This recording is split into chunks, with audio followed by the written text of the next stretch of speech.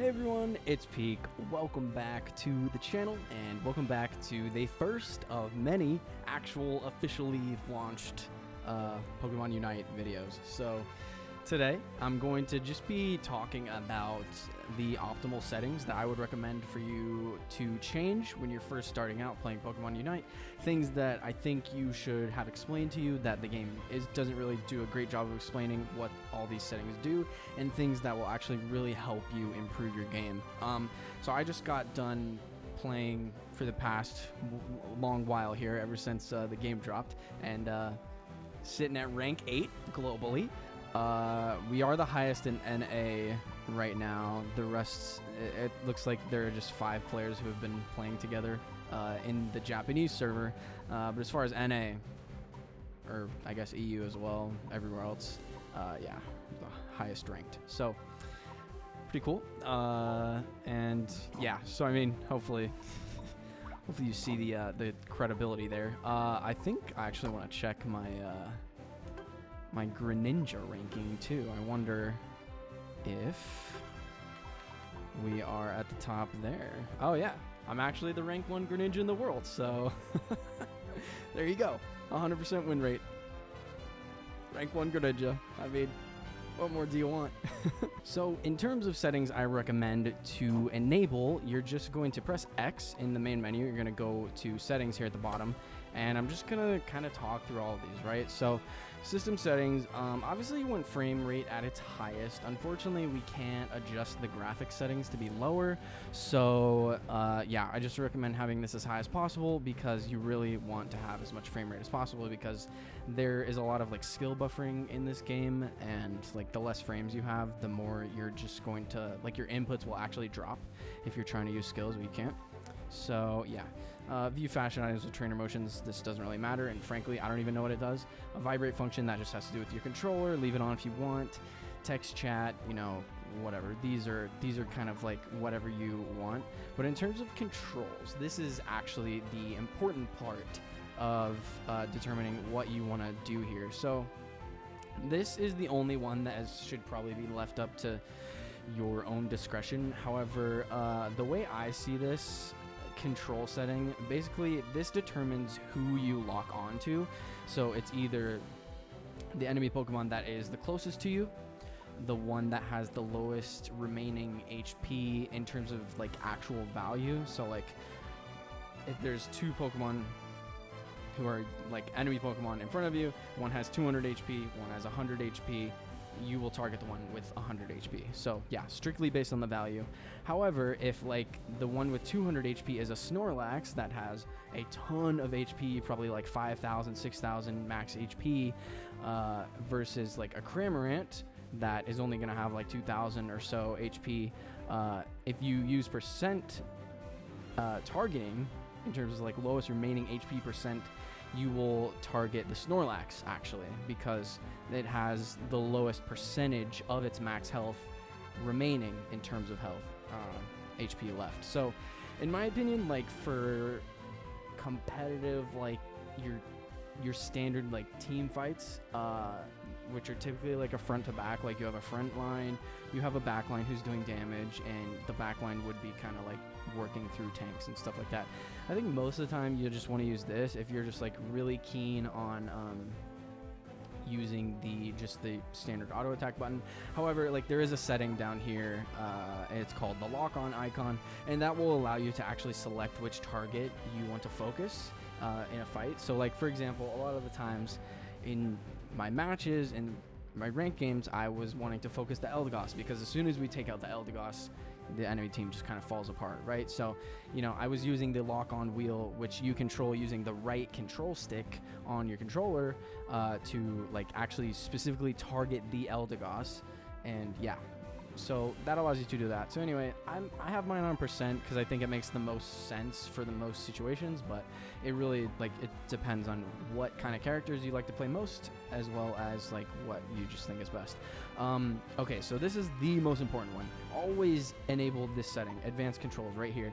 This gives you not only an auto attack button to attack enemies, like the enemy team, But if you hit B, you focus wild Pokemon, even if an enemy Pokemon on the enemy team is nearby you. Hopefully that makes sense. But I mean, you see the picture is pretty clear. It's like you got the core fish, and that is what it's attacking. So yeah.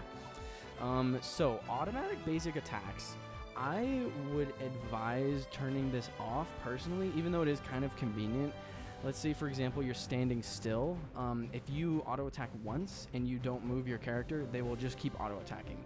The issue with this is, in a game like Pokemon Unite, when you are trying to last hit the wild Pokemon all across the map, like, there's no minions for your team, minions for my team. It's like, it's different from most MOBAs in that it really just matters who gets the last hit. It doesn't matter who did the rest of the damage to it. 99% of the damage doesn't matter, but it's whoever gets that last hit on the wild Pokemon that gets the experience points, as well as the score points in your Unite ball from it. So essentially, you don't want to like be spamming auto attacks all the time, because there will be some instances where you want to wait to use your like empowered auto attack to secure the last hit on a wild Pokemon. Hopefully that makes sense. If you've played a little bit of the game so far, I think it will.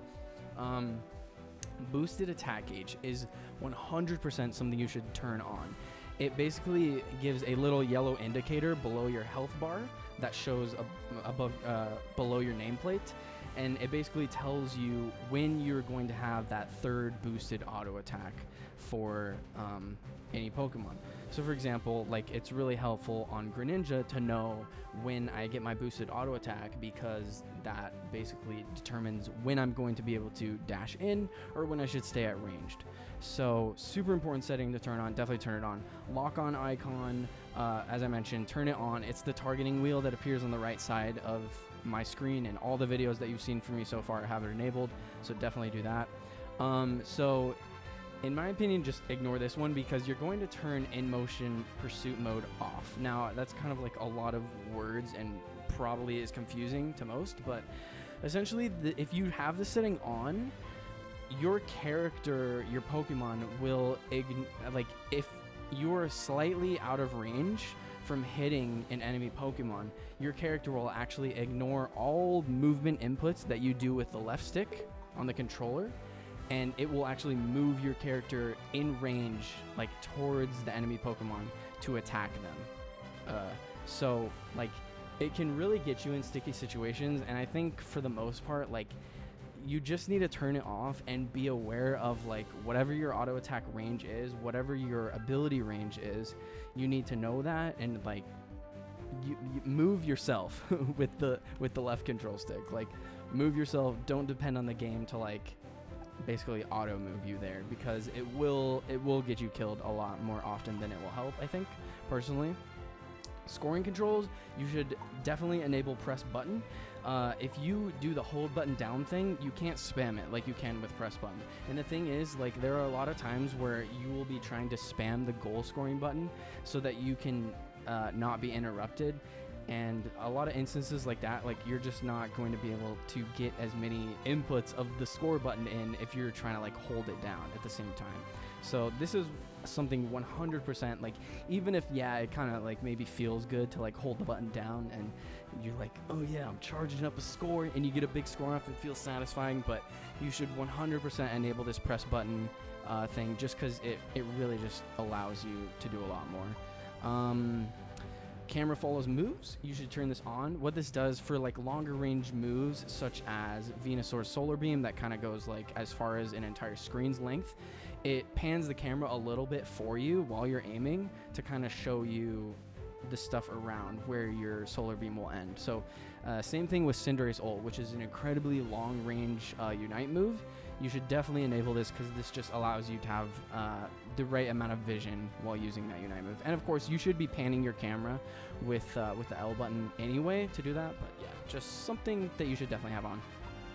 Okay, this is a big one. Move aim follows movement direction. If you turn this off, your character, like, if you are moving in a direction, oh, hey, Steven's playing Mario Golf. What's up, Steven? If you are moving in a direction, like, and you have enemies around you, and you're trying to like dash out, for example, just to use Greninja again, Greninja has a dash at all levels of the game, and if you if an enemy is nearby and you have the setting turned off like this, then you will actually dash towards the enemy. So like if you're trying to run away, you will dash like probably in the complete opposite direction that you want to.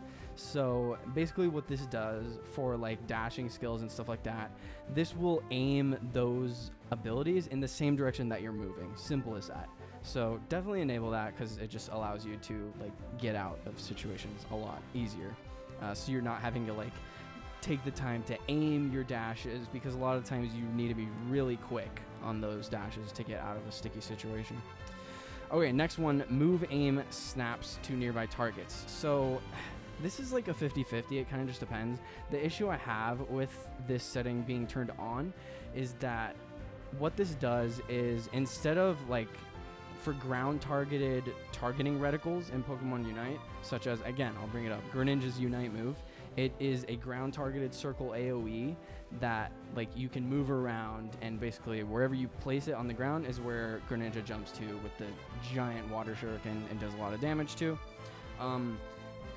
You want to turn this off, because otherwise you might not you might end up like not being able to move your targeting reticle fast enough if you're running away from enemies. This is a similar one to this setting, is that like sometimes you'll want to use your Unite move to disengage, because you just need to, like it's about to be Zapdos time and you really need to not die. Sometimes you need to use your Unite move to disengage. So like this will prevent you from having to like basically hold the right control stick all the way over to the opposite direction of the enemies, which is obviously where you want to go. So it's a lot better, because with the setting off, it starts the targeting reticle at the location of your character. So that way you can go left or right, up and down. Like there's no like extra distance you have to travel, and you can make like a faster decision, if that makes sense. Minimap position is just preference. I like it on the top left because it just makes sense. Move learning controls, I prefer having a single button. If you enable button combination, you have to press like a combination of buttons to level up your moves, as opposed to just like hitting the right or left little D-pad thing here on the controller. So yeah, that's my recommendation. I also recommend putting the camera sensitivity to the max for both the minimap hidden, minimap shown. This just allows you to pan the camera faster, and knowledge is power in a MOBA, and especially in a game like this, you need to be able to look around the map quickly. And like if you have this all the way down here, like your camera pans so slowly, and I think by default it is like around here. So yeah, like just max this out. Like it doesn't move too fast, and you will 100% get used to it. I just like, you need to definitely max this out. Okay, so the last setting here that we're going to talk about in controls is the aim assist, and I just recommend turning this off. However, like if you turn it on, there's all these like different settings and stuff, and basically what this does, if you're familiar with like FPSs on console with the controller, this is kind of like aim smoothing. So it doesn't really allow you to be as accurate as you could with just like having this setting off. You can like add all these different like aim assist things. I mean, if you think this type of thing might help you, definitely enable it. Like who's stopping you, of course, but I just personally think assist off is the way to go, just because that way you're not really getting messed with in terms of getting that very precise aim, because a lot of the times like you will just barely hit enemy Pokemon outside of your like targeting reticles for your different moves, and like you definitely don't want to miss those, especially the important ones like a Unite move. So yeah, the rest of this stuff besides button settings is just kind of self-explanatory. However, I will just kind of show you the way I've mapped my controller, because I think it kind of makes more sense in my opinion, but you do what you will. So by default, they have the Unite move here on ZL, and I changed it to move 2, and I changed ZR to move 1, because they had ZR at move 2 and ZL and Unite move, and R as the move 1. And personally, like, just I like having the ZR and ZL be way more accessible to me, a lot faster. than the R and the L bumpers. I just think it makes more sense for the moves you're using most often to be on these buttons where your fingers naturally fall when you're holding the controller, and that goes the same with the Joy-Cons. I think it's the same. So yeah, and I have my Unite move on R because you can pan the camera with L while aiming your Unite move holding R, while aiming, like, while using the right control stick to target with your Unite move. Wow, okay, that is a lot, but essentially, like, this makes the most sense for the controls, in my opinion, and the rest I just have set to default. One important thing you will want to know is that, as you can see here, the B button, it says cancel move. So if you're ever targeting an ability or using like your move 1, your move 2, or even your Unite move, and you decide, oh shoot, I don't actually want to use this, just hit B and you will cancel like the move usage, so you don't have to use it, and you can save it for a little bit later, or, you know, like for a more opportune moment. So yeah, anyway, that is the settings I recommend for Unite. I think they're really just going to be the best for most people. Of course, like, a lot of this stuff is kind of your own personal preference, but I think for the most part, honestly, a lot of these things are kind of needed in order to play at the optimal like level, in my opinion. So yeah, anyway, this is my little optimal settings guide for you guys. Hopefully it helps you. It's been a long night, so sorry if I have not made much sense, but yeah, a lot more videos to come. This is just gonna be one I put out quickly for all of you starting the game today. Again, like, happy official launch day. I'm so happy we've made it, and I can't wait to see how the channel grows. And I just want to thank you all so much for all the support you've shown me ahead of the launch. Like, it's actually been crazy. And it's really made me happy, and it really makes me happy to make these videos and see them helping so many people, because honestly, guys, there's nothing more I want than for this game to just grow and really just pop off and be a big game that everyone can enjoy with their friends, competitively or casually, doesn't matter. Like, this game is just going to be really fun for everyone. So anyway, that's going to do it for me today. I will see you tomorrow for another Pokemon Unite video, but for now, thanks so much for watching, and I'll see you in the next one. Peace out.